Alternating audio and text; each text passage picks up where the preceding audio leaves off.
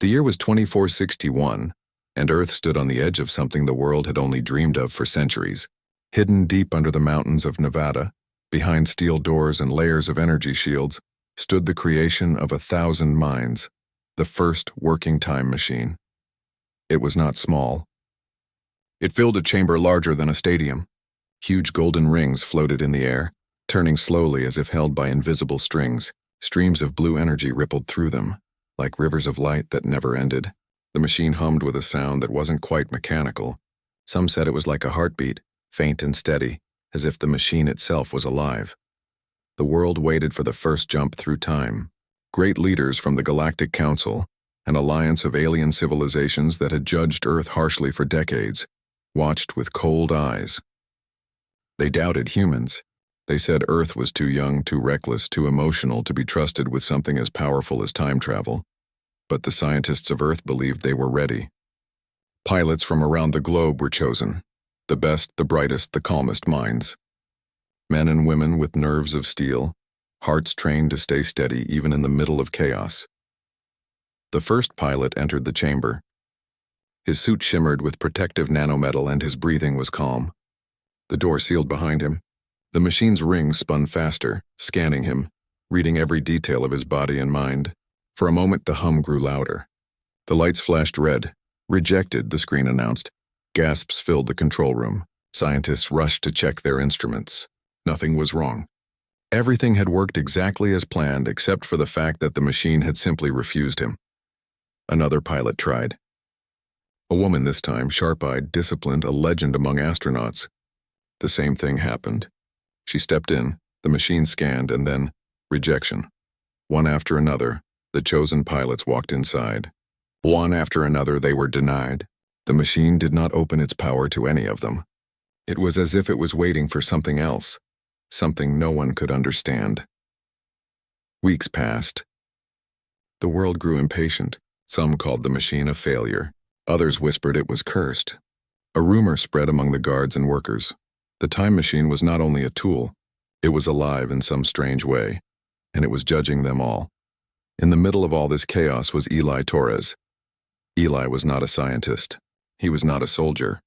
He was not even supposed to be near the pilots. His job was simple: maintain the machine's framework. He tightened bolts, replaced wires, polished conduits, and made sure the outer rings never overheated. He was just an engineer, one of hundreds, but he liked to stay late and watch the tests. He was a quiet man. He didn't speak much in meetings. Most of the top scientists hardly noticed him. To them, he was background. Important, yes, but not remarkable.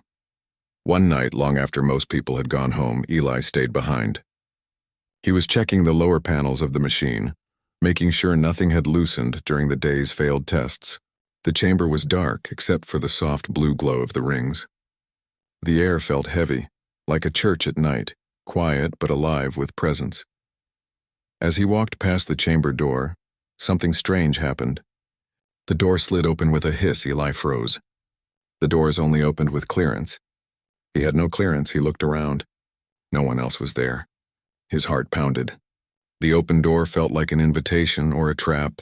Curiosity got the better of him. Slowly he stepped inside. The air in the chamber was warmer, and the rings above seemed to stir as if watching him. For a moment, Eli thought it was silly. He wasn't a pilot. He wasn't special. But still, the machine had opened for him. A voice filled the room.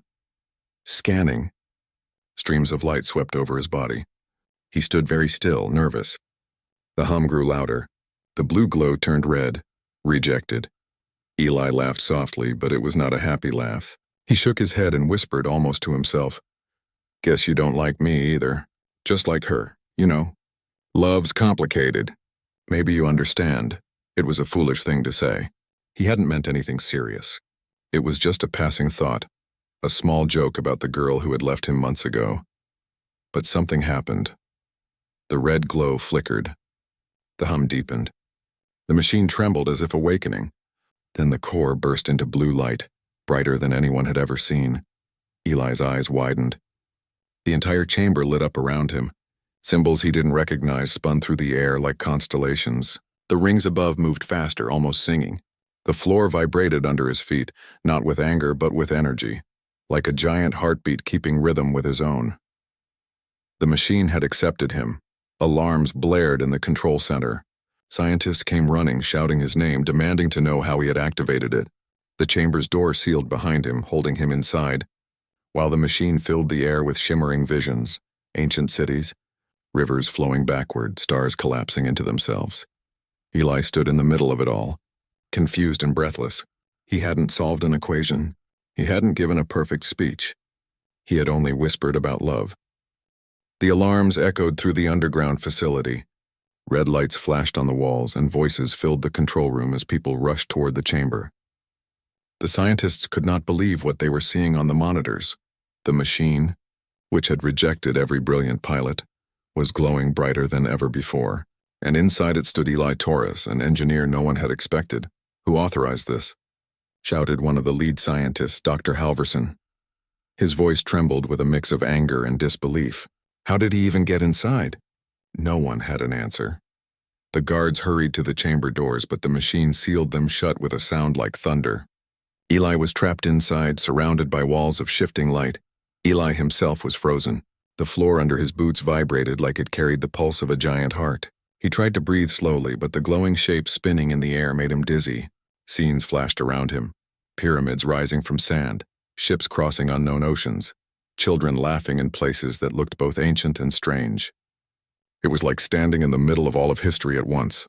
The machine was showing him windows of time. He lifted his hand almost without thinking. A stream of light touched his fingers, and suddenly he saw a clear picture, the moon landing of 1969. He could see the astronauts stepping onto the gray surface, their voices crackling over old radios. The vision faded and another began, giant dinosaurs walking across green plains. Outside the chamber, scientists pressed their faces to the glass, whispering in awe. "It's responding to him," one said. "It's listening." When Eli finally found his voice, he called out, "I didn't do anything. It just started." Dr. Halverson spoke into the intercom. "Eli, tell us exactly what you said before it activated." Eli hesitated. The truth sounded ridiculous, but lying would be pointless. I whispered a joke about love." The control room fell silent. Dozens of minds that had solved impossible equations, studied quantum theories, and mastered physics beyond imagination, all stopped at such a simple explanation. "A joke?" someone repeated. "Yes," Eli admitted. "I thought it wouldn't matter, but maybe it did." The machine pulsed again, brighter, as if agreeing. The scientists stared at their screens, faces pale with confusion. They began tests. For hours, they asked Eli to speak, to move, to think in certain ways. Every time he grew nervous or silent, the machine dimmed, almost fading back to sleep. But when he spoke casually, when he laughed at his own clumsy words, when he mentioned kindness, family, or love, the chamber glowed like the sun. It was not logic that unlocked the machine. It was warmth. It was humanity. News spread quickly. By the next morning, the Galactic Council had been alerted. Holograms of alien leaders filled the conference rooms above the facility. Tall beings with silver eyes, creatures with shimmering scales, voices that echoed like flutes, they all demanded answers. "How did Earth achieve this?" one alien asked coldly. "Your species is young.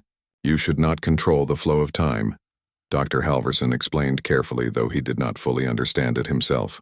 "The machine refused all our pilots, but with Eli Torres it responded." The alien voices rose in disbelief. "He is not even trained," one hissed. "A mechanic. This is unacceptable." Eli sat quietly in the corner, feeling smaller with every word. He had not asked for this. He had not tried to become special. But somehow he had become the key to a machine the galaxy feared. During the next tests, the machine revealed even more. Under Eli's presence, it showed pathways through time. Not only the past, but fragments of the future, seeds growing into forests, children yet unborn, cities rising from deserts. No one else could see these visions when they entered, but with Eli, the images poured out like rivers. The scientists were thrilled, but also afraid. If other civilizations learned how the machine worked, they would want it for themselves. Already, whispers spread of empires preparing fleets to seize Earth's prize. Eli walked through the halls of the facility in silence. People pointed at him, some with admiration, some with suspicion. Guards followed him everywhere now. He could not step outside without a dozen eyes watching. Late one night, he sat alone by the chamber doors. The machine glowed faintly, almost like a lantern breathing in the dark. Eli spoke softly, not sure if anyone or anything was listening. "Why me?" he whispered. "I'm not the smartest. I'm not the strongest. All I did was make a joke," the machine hummed in response. The glow deepened and a gentle wave of light spread across the floor. It felt like an answer, though it had no words. "Because you are human in ways that matter." The next day, the council demanded a demonstration. Alien representatives came in person, their ships hovering above Earth's skies. They wanted proof that the machine was not dangerous in the wrong hands. Eli was called again. He stood in the chamber, nervous as ever, as dozens of eyes, human and alien alike, watched him. The scientists whispered instructions through the intercom. "Stay calm. Try to show them something safe. Perhaps a historic event?" Eli nodded. He took a breath and said almost shyly, "Show me." The first smile. The machine pulsed. Light filled the chamber, then projected outward into the council hall. Every being present saw an image. Two children long ago sharing a simple smile by a fire. Their faces were dirty, their clothes worn, but their laughter was pure. The aliens murmured in shock. They had expected a weapon or a tool of power. Instead, the machine revealed something gentle. Eli smiled faintly. "That's what it shows me when I don't try too hard. Simple things. Human things." But while some council members were moved, others were unsettled. If Earth truly held the secret to unlocking time, they feared the balance of the galaxy would shift. Not everyone wanted humanity to succeed. Whispers of danger grew louder. Reports came of fleets moving near the solar system. Eli realized then that the machine had not only chosen him, it had also placed a weight on his shoulders. The future of humanity, and perhaps the galaxy, now rested on his ability to keep the machine safe. He touched the glowing wall of the chamber once more and whispered quietly, "I don't know what comes next, but I hope you'll guide me." The skies above Earth were no longer peaceful. Giant ships from different alien civilizations circled the planet like dark clouds before a storm. Some came under the flag of peace, pretending to offer help, while others came with hidden anger and fear. They wanted the machine. They wanted the power that had chosen Eli Torres. Inside the mountain facility, the atmosphere grew heavier each day. Soldiers guarded every hallway. Scientists whispered nervously, wondering how long they could protect their creation. The Galactic Council announced that a meeting would be held, with Eli himself asked to appear. He was not just a man anymore. He was the symbol of Earth's unexpected place in history. Eli did not sleep well the night before. He walked alone in the corridors, hearing the low hum of the machine behind the sealed doors. It was as if the great rings were breathing, waiting. He stopped, leaned his forehead against the cold metal, and whispered, "They want to take you away. I don't know what to do." The machine responded with a gentle pulse, almost like a nod of comfort. Eli didn't fully understand it, but he felt less alone. The next morning he entered the great council hall. It was a vast place built of stone and light, with thousands of seats rising in layers like a stadium. Aliens of every shape filled the chamber. Tall beings with crystal-like skin, feathered creatures with golden eyes, voices that echoed in strange tones. At the center was a circular platform, glowing faintly. That was where Eli was told to stand. He stepped forward slowly, feeling the weight of 100 civilizations staring at him. His heart beat so loudly he thought they could all hear it. One of the council leaders, a silver-eyed being named Arvon, spoke first. His voice was calm but sharp. "Human Eli Torres, you have been chosen by the machine, but you are untrained, unproven. Why should your world be trusted with such power? Give us a reason." Eli swallowed hard. He had no speech prepared. He was not a politician or a hero. He was just a mechanic. But as he looked at the faces around him, he remembered something. The same thing that had awakened the machine in the first place. He cleared his throat. "I don't have big words or great plans. I don't even know how to control this power. All I know is, it listens when I talk about love, about laughter, about what makes us human." Some aliens shifted in their seats, unimpressed. Arvon frowned. "Love, laughter. These are small things. They cannot guard time itself." Eli shook his head gently. "Maybe they are small, but small things last. My grandmother once told me how she met my grandfather at a bus stop. She dropped her bag and he picked it up. She was nervous, so she made a silly joke. He laughed, and from that moment they stayed together their whole lives. That one joke carried through time. It gave me parents, and it gave me a life. Isn't that powerful? The chamber grew quieter. Eli continued, his voice steady now.